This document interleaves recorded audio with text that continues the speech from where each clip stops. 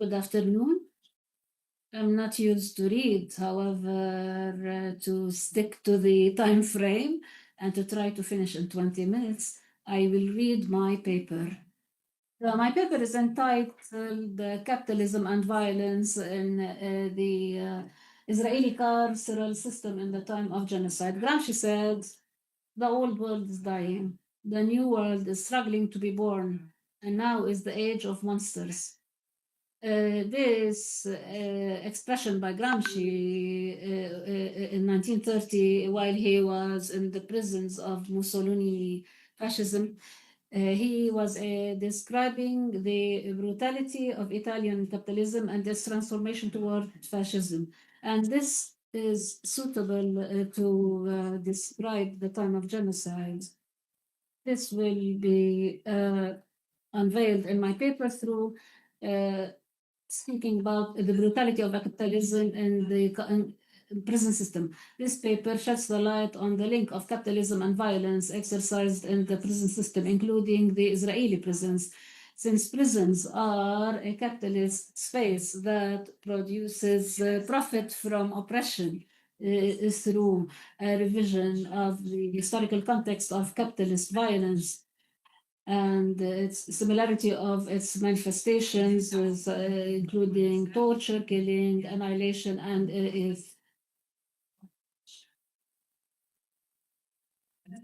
these have become tools to legitimize the police state and enabled it to adopt more fascist forms of capitalist accumulation and the use of violence to drain the accumulated capital and surplus population of humanity, and to provide cover for the involvement of monopolies in various sectors, particularly the security and military industries that seek profit. On the other hand, this unveils the colonial domination that has become known as racist colonial capitalism, which has become a partner and complicit in human rights violations and international crimes, and the perpetuation of occupation and genocide ongoing in Gaza and in the Israeli colonial prisons. My paper presents the reality of prisons and the condition of prisoners, particularly female prisoners, focusing on the colonial sexual violence as a component of capital colonial violence. The presentation contributed to responding to the question about the current human rights system and its ability to protect and to hold to account the perpetrators of war crimes and crimes against humanity.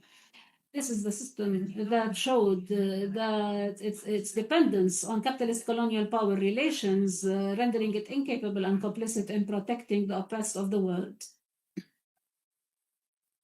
from the encroachment of capital and its colonial manifestations. Confronting this encroachment requires a global struggle that seeks to change related to collective social practice of the free people of the world. It is a global struggle that faces all forms of oppression and fascism to achieve equality, justice, and freedom, not only for Palestine, but to the whole world. This paper is part of a project entitled The Class Dimensions and the Gender Dimensions of the Prisoners' Movements. Prisons as a colonial capitalist form. I would like to ask the speaker to slow down a bit, please. This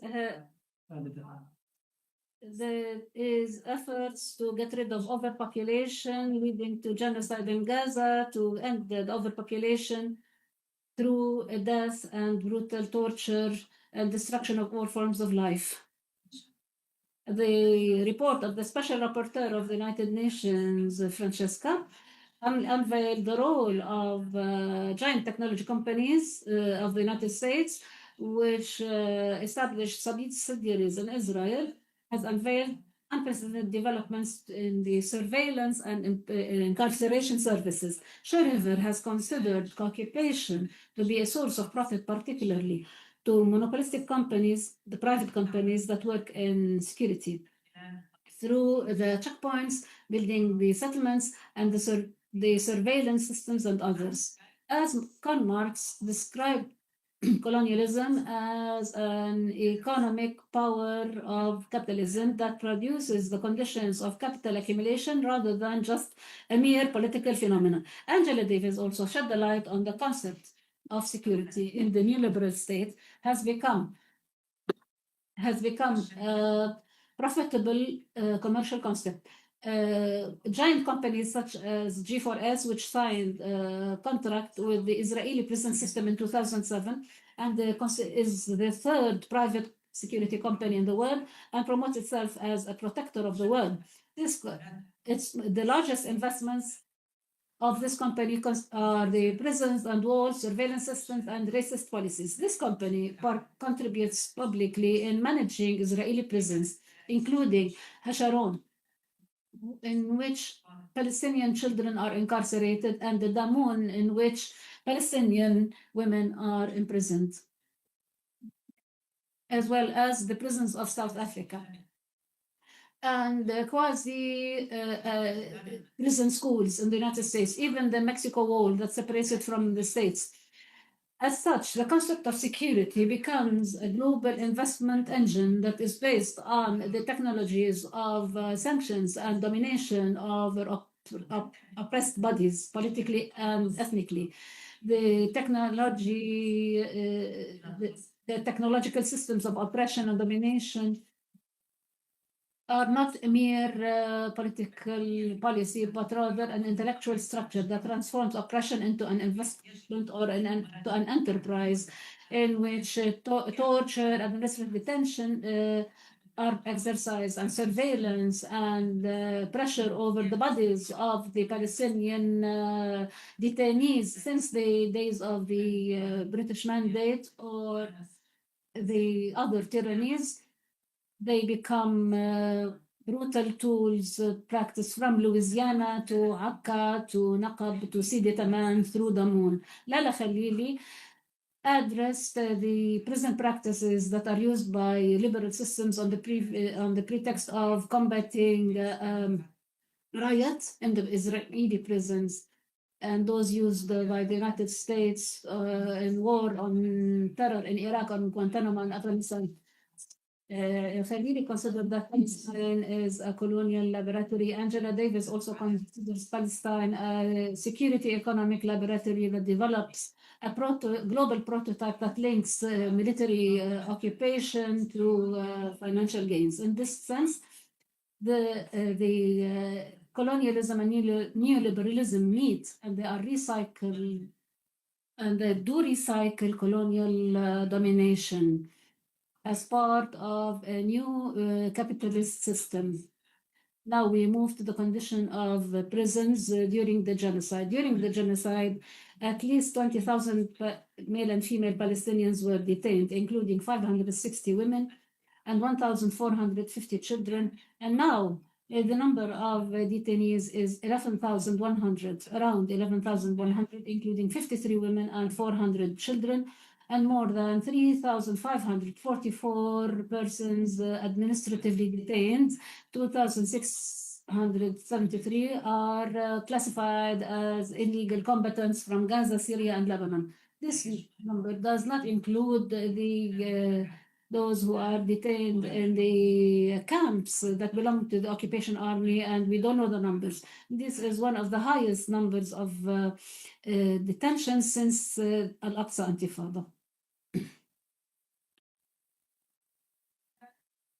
The Palestinian rights organizations documenting prisoners' affairs assert that the genocide extended to the prisons, so that it is ongoing genocide. The concept of genocide extended to include prisoners as they face today the climax of settler colonial annihilation. Amid unprecedented escalation, prisons are witnessing another phase of genocide, as there are deliberate executions of prisoners committed. The number of martyred prisoners whose identities have been declared since the beginning of the war are 94 martyrs at least, including 46 from Gaza Strip.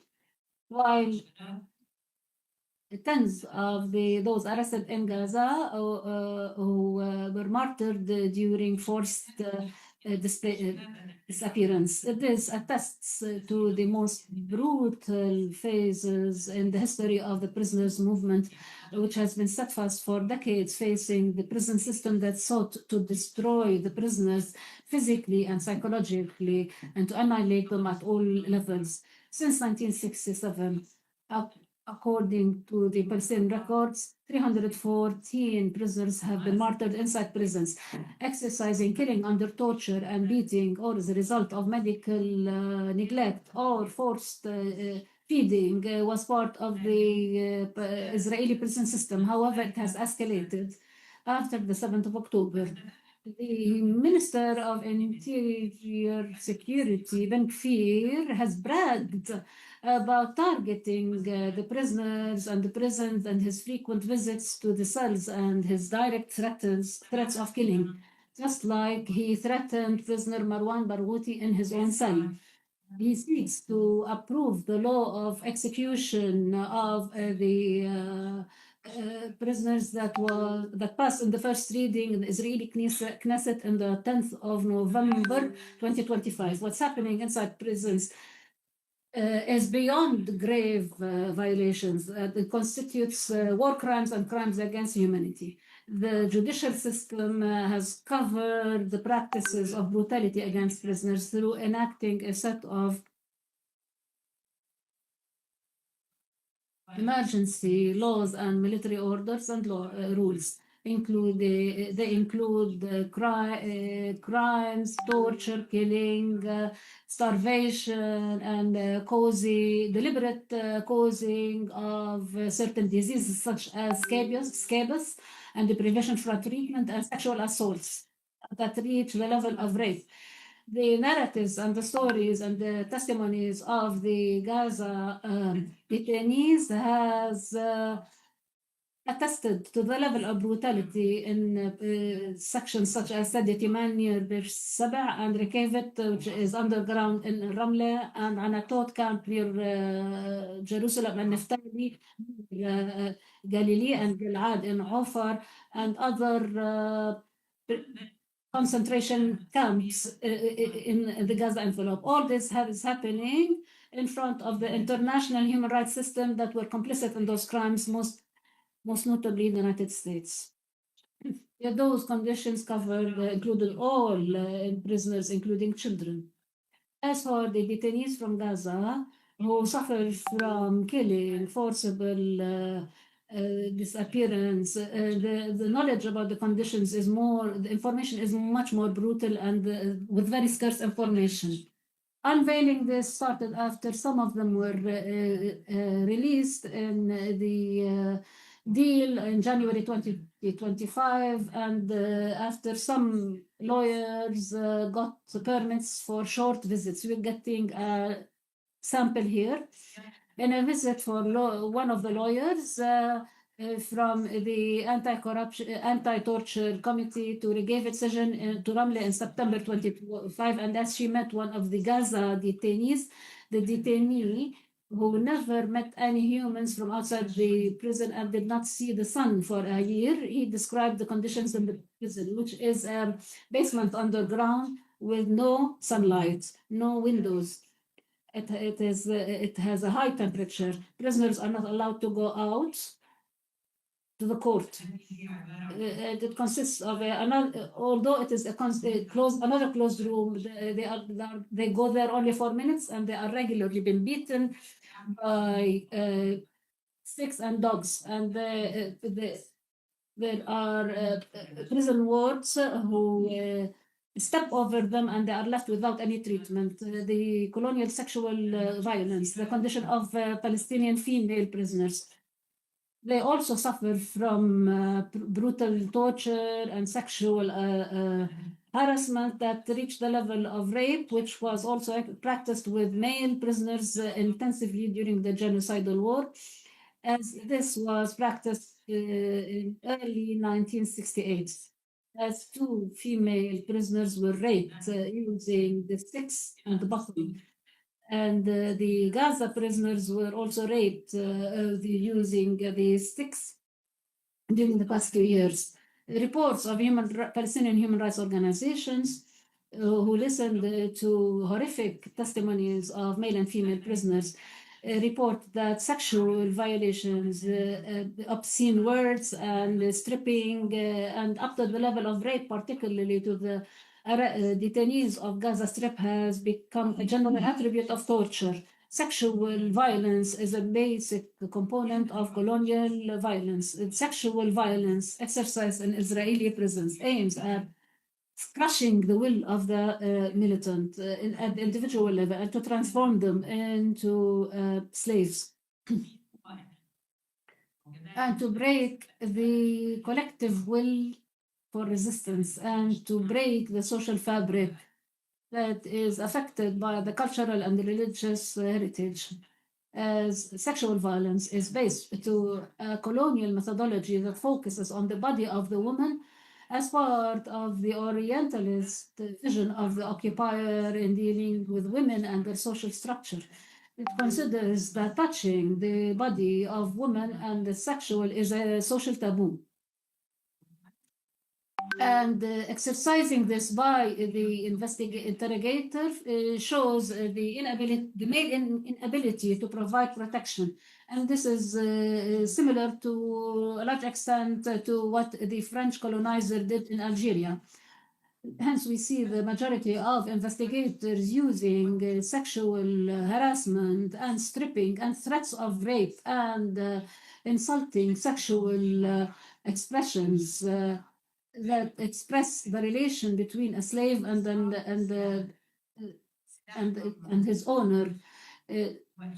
Rape is a weapon of domination, of oppression, whose aim is to put an end to the will of resistance for women.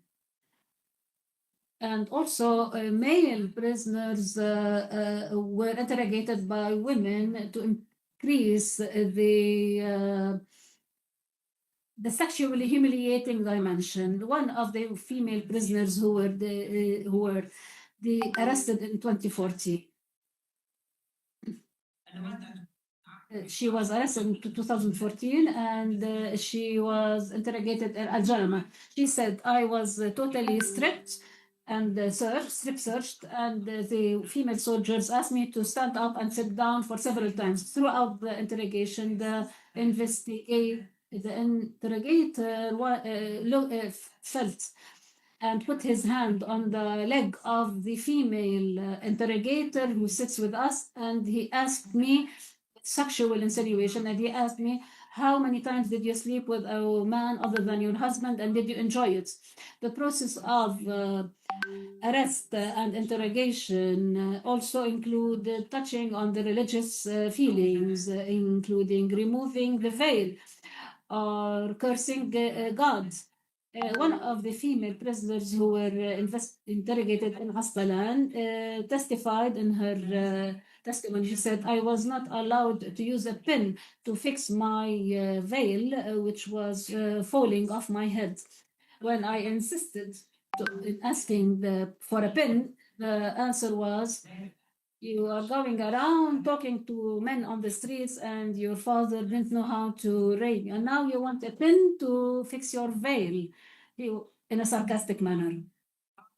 Presenting some testimonies that were documented by the Anti-Torture Committee in its report submitted in November 2025 with a number of institutions at the UN Anti-Torture Committee, in which she describes the female and male prisoners who were facing sexual harassment and humiliation, in particular, and sometimes rape through tools. In our testimony of one of the male prisoners submitted during the visit of the lawyer in Naqab prison in January 2023, he said the wards they would run search while the prisoners were nude, and they would ask them to speak to each other, and this aluminium equipment is entered in the anus of the prisoners. Another occasion, one of the prison wards put a card in the anus of one of the prisoners. All this happened in front of other prisoners while the prison wards enjoyed beating the sexual organs of the prisoners. Another testimony by a female prisoner, and it was presented by her lawyer at Ofer Military Court. In November 2023, she said that she repeatedly was abused in Hasharon. One of the prison wards beat her in a place where there were no cameras, and she was nude. A study prepared by the researcher in December 2023 has detected sexual violence against female prisoners, represented by depriving the female prisoners from pads during the period and threats of rape and strip search and illegal camera taking photographs and the lack of privacy and obscene words with sexual insinuations and removal of their veils of their heads. This history of fascism and torturing male and female prisoners and the harsh conditions they lived was not just a moment or for a short while, but was a continuation, extension of a structural violence that takes its roots in the capitalist colonialism that is based on violence and wars as described by Marx in The Capital. Since Palestine has become a laboratory for the global police state, what's happening in Palestine constitutes a model to what may happen in the world. The pursuit for emancipation requires a global collective struggle against it and requires ideological clarity to destroy the roots of imperial capitalism. Those who work against war need to see the relationship between the military industrial society and the prison industrial society and to see the structural causes for violence and oppression in that system, in the sense that prisons are not an isolated problem from a social, economic, and political system. Hence, Davis, for example, Angela Davis demands, based on this analysis of a justice that cancels the roots of oppression and violence taking root in the capitalist system. Maybe we need justice that would cancel the existing human rights system that failed to provide protection and accountability to a structural justice that is based on destroying the existing fascist capitalist structure and replacing it with justice that is based on equality and that protects the humanity from this brutality. We need a broader concept of the concept of justice from a revolutionary perspective that requires us to understand and to resist, not the institution itself, but all the conditions that enable it to continue to exist. Our struggle is an emancipatory global struggle. According to Sharon Smith, it is a struggle against all forms of slavery and oppression that requires the destruction of political, economic, capitalist, and imperialist systems, including the patriarchy. This requires a collective discussion of the forms of change required for us, not only for Palestine, but for the whole world, based on a comprehensive emancipatory vision based on equality, justice, and freedom, using regulatory tools that lead to a political action that seeks to change the colonial capitalist structures and to end them and to replace them with socialist, political, economic, and social structures. Thank you.